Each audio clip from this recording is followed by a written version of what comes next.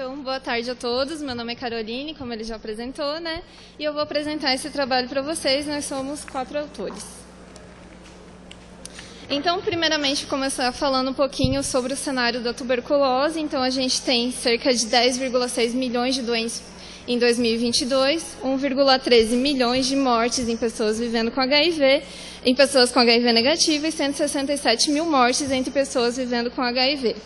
No Brasil, foram 80 mil casos no ano de 2023, com um triste marco de 5.845 mortes em 2022, a pior da última década. Com relação à coinfecção HIV e tuberculose, então, a gente tem essa coinfecção responsável por 1/3 das mortes em pessoas vivendo com HIV, e as pessoas vivendo com HIV têm um risco de 14 a 18 vezes maior de adoecer por tuberculose. Esse gráfico da OMS, ele mostra, então, para a gente, ali na região das Américas, entre 10% a 19% a prevalência da coinfecção. Aqui na cidade de São Paulo, a gente tem uma prevalência da coinfecção de 8,1%, tá? Entre pessoas que são diagnosticadas com tuberculose e que também têm o diagnóstico de HIV. Então, falando um pouquinho sobre a importância do tema resistência em Mycobacterium tuberculosis, a gente tem esse patógeno como o 7º, mostrado aqui numa publicação da Lancet de 2022, como o 7º patógeno com mais mortes atribuídas à resistência.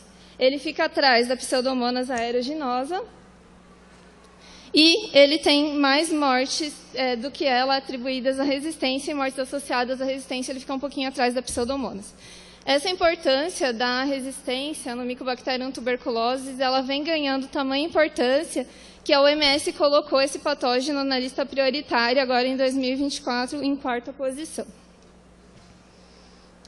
E a rifampicina, então, ela é o fármaco mais importante usado no esquema básico, desde a sua introdução em 1960, e ela tem características bactericidas, esterilizantes, baixa toxicidade e alto poder de prevenir a emergência de resistência. E, por isso, ela é o fármaco central no tratamento. Toda vez que a gente perde a rifampicina no tratamento da tuberculose, a gente tem um tratamento estendido, seja ele por resistência ou seja ele por toxicidade. Além disso, a rifampicina ela vem ganhando importância desde 2015, quando ela vira um marcador de resistência através do TRMTB. Então, ela vira uma droga que é usada no rastreio da doença resistente, e com isso ela auxilia no diagnóstico mais rápido da resistência. Pensando nisso, e também no maior diagnóstico da tuberculose resistente, com a implementação do TRMTB, recentemente vem trazendo à tona o tema monoresistência à rifampicina, que era um tema que a gente não falava muito, a gente sempre encarou a resistência à rifampicina como multidroga resistência. Então, esse tema vem ganhando importância e esses autores, recentemente, chamaram atenção para esse tema. Então, pensando nisso, foi que a gente desenvolveu esse trabalho, e o nosso objetivo foi descrever os casos de tuberculose monoresistente à rifampicina em pessoas vivendo com HIV atendidos no Instituto Clemente Ferreira. A gente fez um estudo retrospectivo entre 2017 e 2021. Os dados foram extraídos do CIT-TB, da TB-Web e dos prontuários físicos dos pacientes.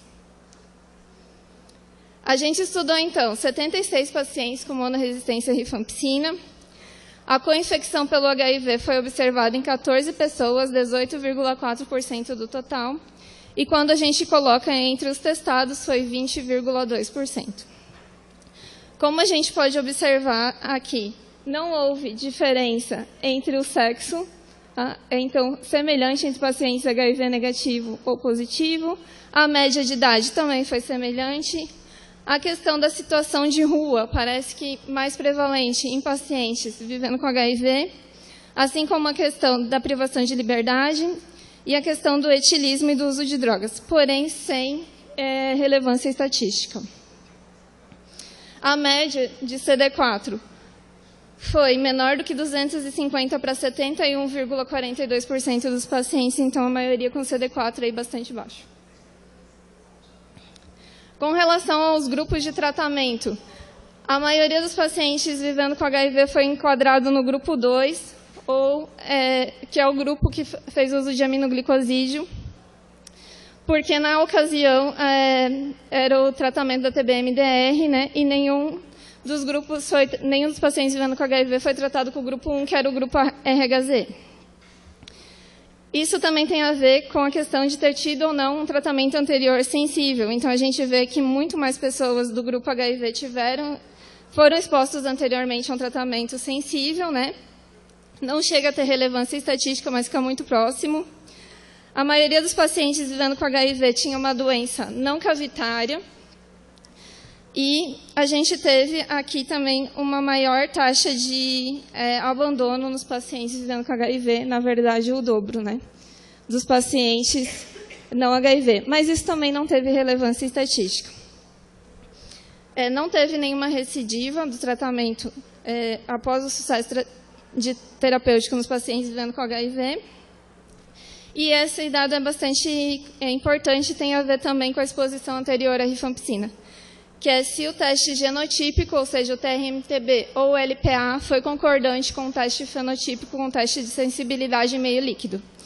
Então, ele foi concordante em 82% das vezes nos pacientes vivendo com HIV e foi concordante em apenas 4,5% dos pacientes não vivendo com HIV, e aqui a gente tem diferença estatística.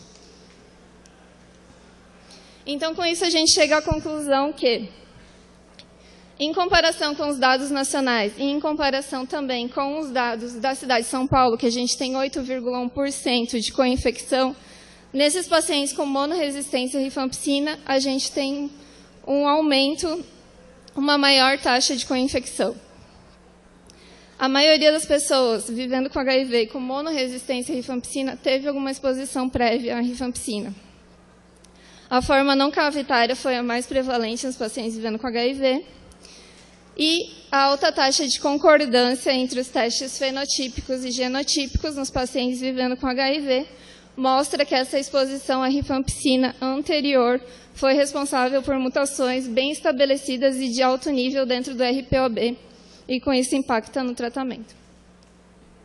E era isso que eu tinha para falar.